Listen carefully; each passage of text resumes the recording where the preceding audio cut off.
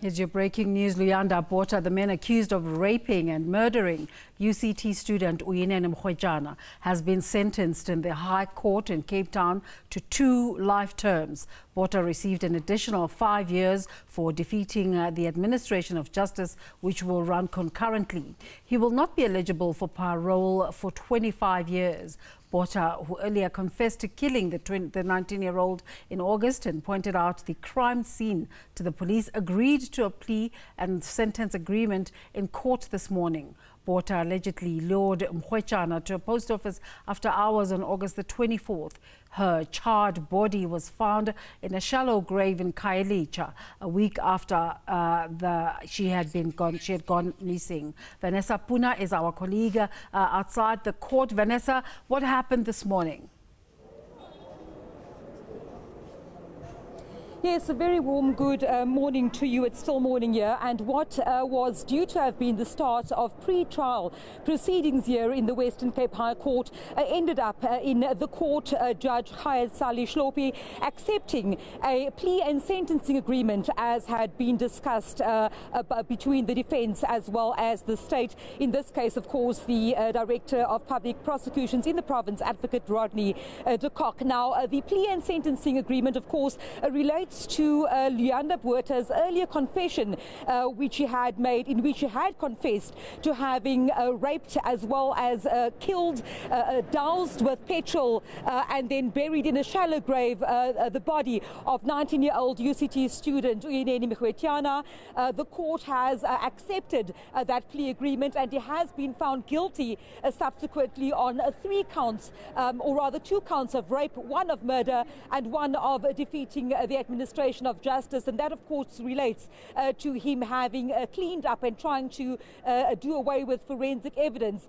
Now 3 life sentences, life on both counts of rape as well as 1 of murder, and we've heard from the prosecution in this case that Luyanda Botha will not be eligible for parole for the next 25 years. Now I can tell you that family members of Uyinene Mrwetyana travelled all the way to Cape Town, to the Western Cape. They were in court today. Her father, parents, uncle, etc. A short while ago, her uncle Uyinene Mrwetyana really commending the police investigation, as well as saying that the family has full confidence in the criminal justice system in South Africa. Shortly after Luyanda Botha was then remanded in custody, where he will now spend life sentences. But I can tell you, heartbreaking moments inside court when Advocate Bonnie Karigamwo read out a letter by Uyinene's mother, where she sets out the trauma and the heartache and the grief that the family has gone through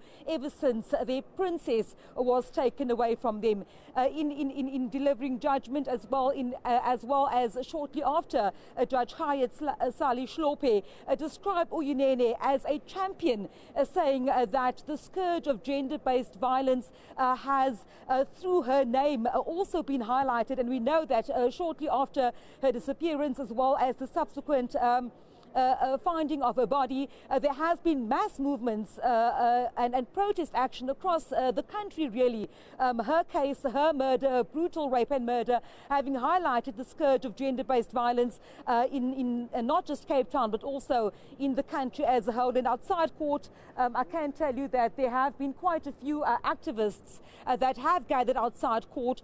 They've been following this matter ever since her disappearance, as well as when her body was found, and of course the previous court appearances in the Wynberg Magistrates Court, where Luyanda Botha then first appeared, and the matter then having been transferred to this court today, a matter which Advocate Rodney de Kock says has been concluded within 2 months, and saying that the NPA is indeed committed to solving and to assisting police in cases of gender-based violence, as we've seen a young 19-year-old UCT student, Uyinene Mrwetyana, brutally raped and killed. And of course, even though the judge says this may not bring her back, hoping that at least the family can now work towards finding some sort of closure after her rapist and killer has now been convicted and sentenced to life imprisonment. Vanessa, you might have to be repetitive here, but please indulge me just for the benefit of the viewer who are probably just wondering, as we are. I like that you mentioned right at the beginning that it was supposed to be pre-trial proceedings. So you're telling us there was a trial, but also you're saying 2 life sentences and the other reports are saying 3 life sentences. Just unpack that for us again. Yes, the matter was transferred from the Wynberg Magistrates Court to the High Court here behind me today for pre-trial matters. What has since happened is that a defence counsel as well as a counsel for the state have come together. They've worked out a plea and sentencing agreement, which they have then presented to the judge here in the trial court, Judge Hayat Sali Shlope. And of course, this plea and sentencing agreement is in which a plea explanation, or rather a guilty plea entered by Luyanda Botha.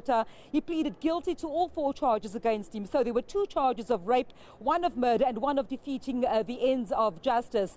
What has happened in court is that as part of this plea and sentencing agreement, it was proposed that he would receive a life sentence for on both counts of rape. That's 2 life sentences, and as well as a life sentence for murder, 5 years for defeating the ends of justice, which will run concurrently. So what has happened is that essentially Luyanda Botha will not be eligible for parole for the next 25 years.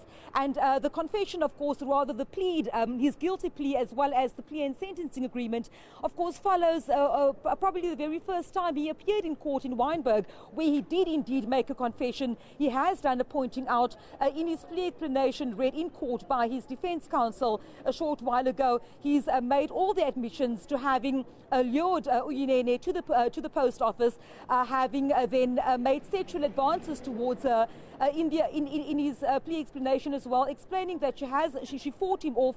He explained how he then beat her with a blunt object, we understand a post office scale, how he had hid her body in a post office safe, after which he went out drinking, came back the next morning, early in the morning. That would of course be the Sunday morning of the 25th of August, when he then took the body, put it in a large postal bag into his vehicle, took it to a field in Linguletu West in Khayelitsha, dumped it in a shallow grave, went and bought petrol, I assume it was petrol, at a petrol station, came back and of course and tried to hide evidence by setting a body alight. So these are all admissions made by Luyanda Botha, which is why what we started off thinking would be a pre-trial now ended as a conclusion of this matter, because he has indeed confessed and he has indeed pleaded guilty to all the charges the state put to him. What a harrowing story. You never really get used to it. What has been the initial response to this outcome, first from the family and then from civil society? Yes, the family of Uyinene Mrwetyana, I did mention earlier on a letter read out in court by her mother, and then a short while ago on the steps here outside of the High Court, her uncle Uyinene Mrwetyana. What they've really done is they've said they've given police all credit for the investigation. They've given the NPA credit. They said they have faith in the justice system. During court proceedings, if I can just take you back, it was asked of Luyanda Botha whether indeed he had anything to say to the family, to which he replied that he has or will have something written which will be forwarded to the family of Uyinene as well as to the people of South Africa.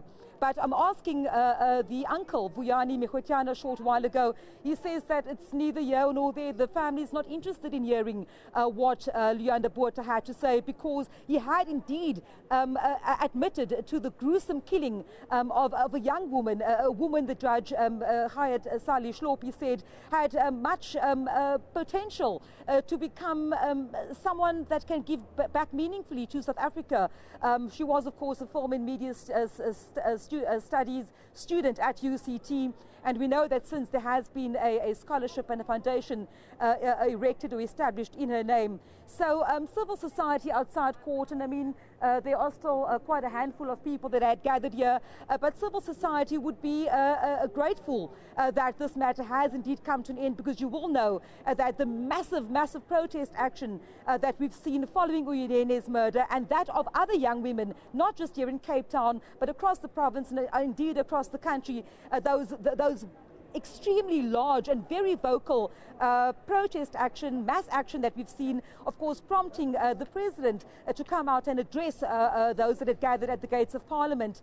Of course, they would feel vindicated that this matter has been speedily dealt with, but also that a strong message would have been sent out there that the courts, the police, the country indeed, is not taking issues of gender-based violence lightly. The sentence, of course, today and the speedy manner, at least in which this matter has been dealt with, would surely go a long way to civil society in their fight to clamp down on the scourge of gender-based violence. Vanessa, thank you so much. That's a breaking story there. Luyanda Botha, who killed Uyinene Mrwetyana, receiving 3 life terms there.